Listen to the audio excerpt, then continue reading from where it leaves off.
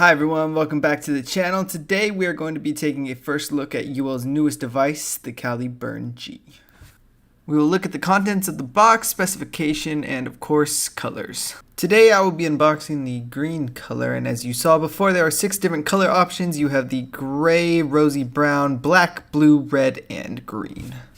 You have your user manual, pod, 1 UN2 meshed H.8 ohm Caliburn coil that's pre-installed, the Caliburn G, Type-C charging cable, and 1 spare coil. Here's a closer look at the Caliburn G. Right here at the firing button. On the side, there is the airflow hole, and on the bottom, your charging port.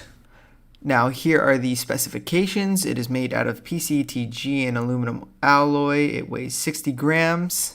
It has an e-liquid capacity of 2 milliliters, a maximum wattage of 18 watts, and a battery capacity of 690 milliamps. Now you have some really cool features on this device. You have the option to on-draw vape as well as button vape. You have a refillable pod as well as a replaceable coil.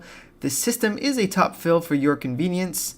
There's 2 different airflows depending on how you place your pod. You have either a mouth-to-lung or a direct-to-lung vape.